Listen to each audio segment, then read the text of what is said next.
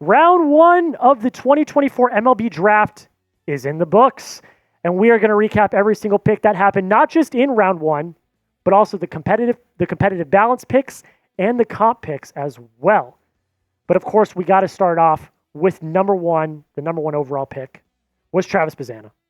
Now, this was one that I think we all knew was going to happen, but weren't fully convinced, due to the money and things like that. We'll talk about him more in a second, but Chase Burns goes number 2 to the Cincinnati Reds. Charlie Condon goes 3 to the Colorado Rockies, and Nick Kurtz goes 4 to the Oakland Athletics. But back to Bazzana. This was the consensus number 1 pick to a lot of people. They thought J.J. Wetherholt might go due to money, because as we know, every pick in the MLB draft has a certain monetary value, but I think in the end they did the right thing and went Bazzana. He's a very smart hitter, great approach, ridiculous raw power, and a legit base stealing threat. I really like the pick. It would get an A for me because they did the right thing. Next 4, Hagen Smith goes 5th to the Chicago White Sox. Like that pick quite a bit. Jac Caglianone falls to 6th. My number 3 rated player falls to number 6. J.J. Wetherholt, instead of going number 1, goes number 7 to the St. Louis Cardinals. And Christian Moore is a late riser going to the Angels. Now we're going to talk about Caglianone here for a second. This is one of the picks of the draft, in my opinion. Myself and Jake Chipper, my producer, were talking about this. He was, like I said, my number 3 prospect. You get him at 6. I like this fit a lot for the Royals.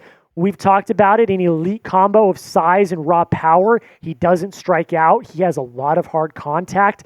This was a solid pick for the Kansas City Royals. We're also going to talk about Christian Moore here as well, because this is one of the more surprising picks in the draft. He was someone that, was a mid to late round first pick going into the College World Series, but he had a breakout performance in the College World Series here for the cycle. The first time anyone has hit for the cycle since 1950, which is the 1950s, which is absolutely insane. And he rose all the way up to number 8. And honestly, I like it. He's one of the top pure hitters in the class.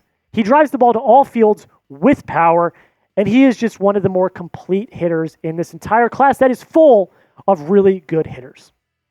Now, I want you guys to go down in the comments and shout out your favorite team. We do not do a lot of baseball here at Chat Sports. We are trying to change that, and I want to know where all of your allegiances lie. So let me know in the comments. Shout out your favorite team. It's going to be the pinned comment, so let me know. The next 4, we got some high schoolers coming in to the fray. Connor Griffin goes number 9 overall to the Pittsburgh Pirates. If anyone knows how to develop, it is the Pittsburgh Pirates. Seaver King goes number 10 to the Washington Nationals. Bryce Rainier, my number 5 favorite prospect, my favorite prep prospect, goes number 11 to the Detroit Tigers. And Braden Montgomery goes number 12 to my Boston Red Sox. I have thoughts, not good ones. I will talk about the good, though, first. Switch hitter that has plus power on both sides of the plate. That is tantalizing. That really is. He's aggressive at the plate. That can be to his detriment at times, but also that can be good.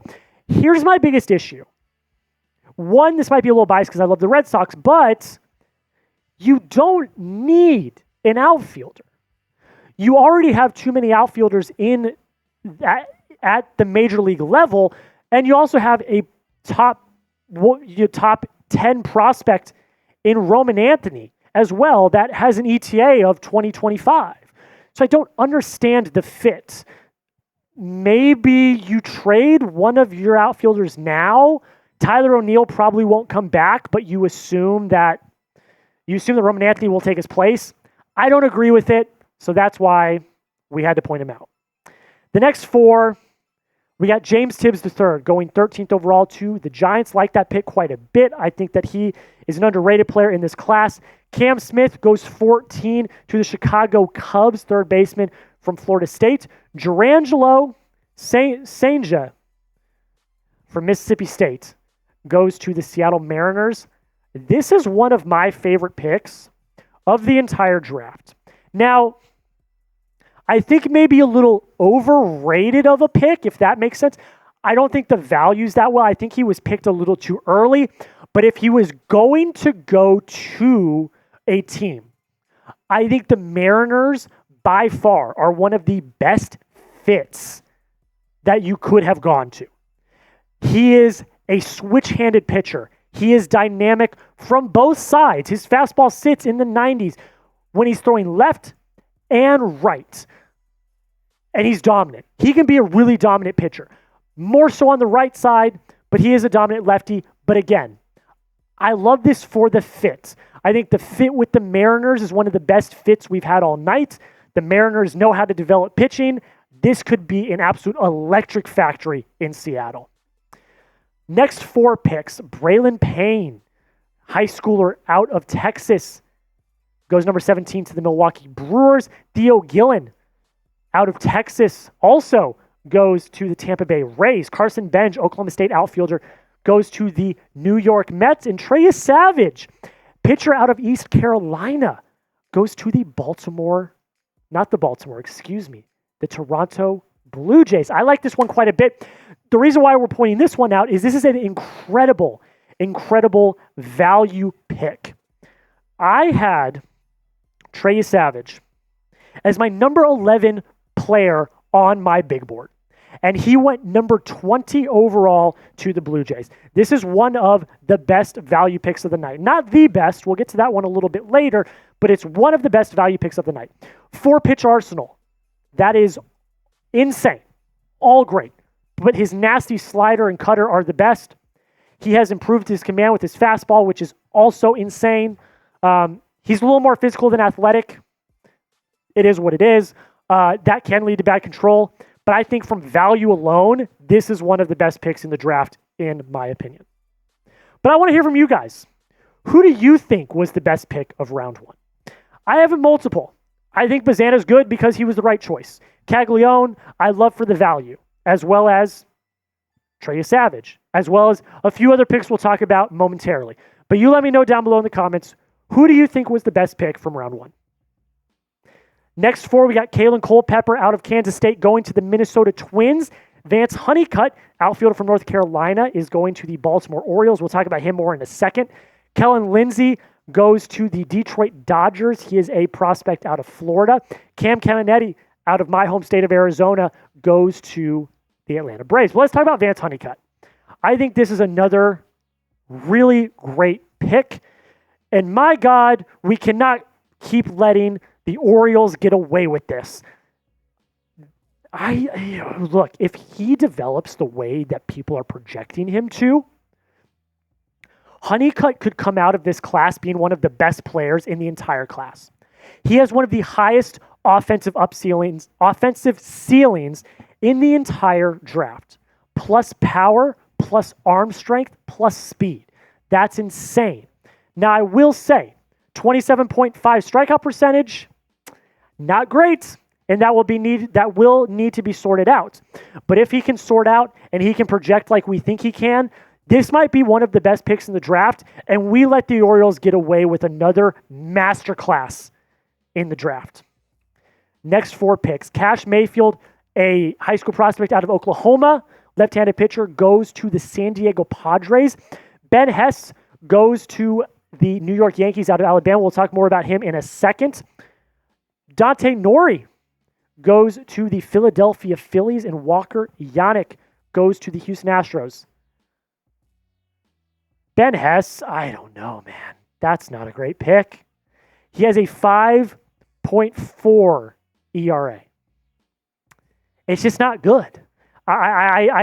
Look, first things first.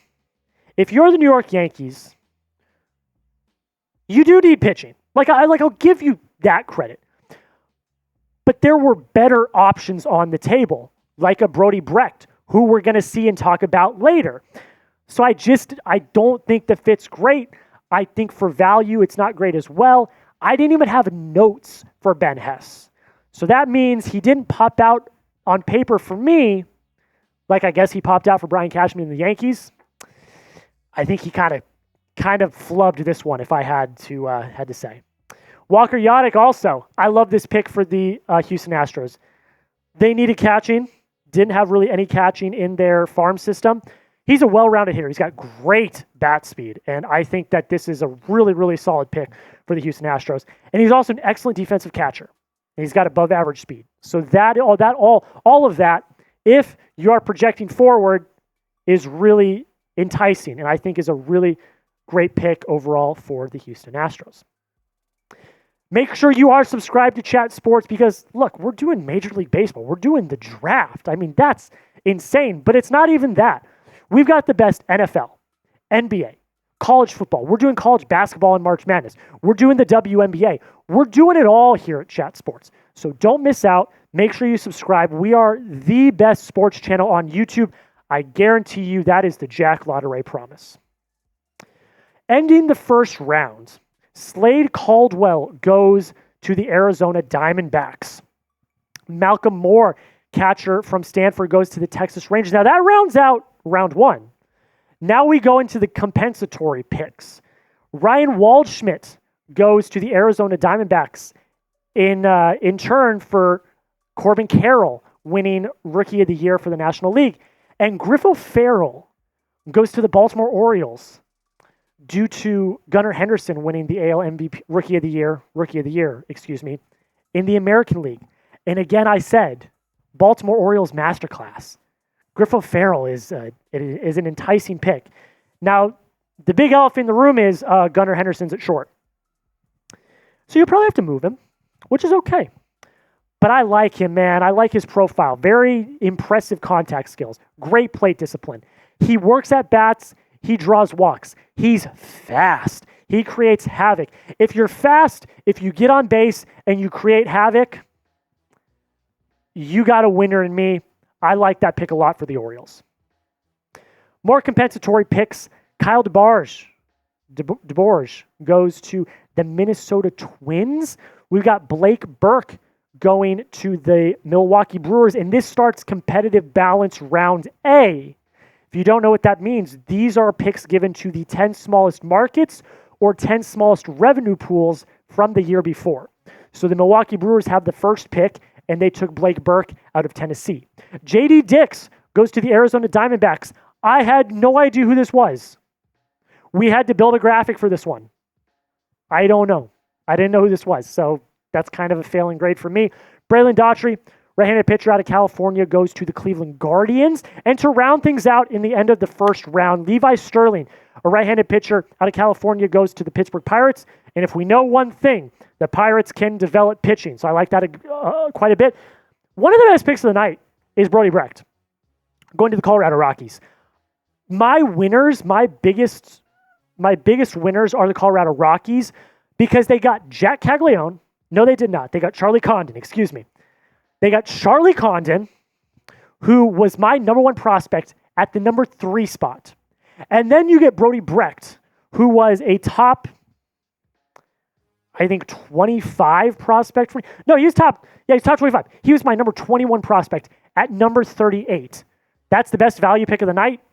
And the Rockies had by far the best draft so far, in my opinion, in the first round. If you want more Major League Baseball coverage, I am tweeting baseball every single day on my Twitter. My handle is right here, at Jack Lautaret. Make sure you give me a follow if you want more Major League Baseball coverage. And again, subscribe if you have not already. Don't miss out on more baseball coverage and more coverage of all sports right here on Chat Sports.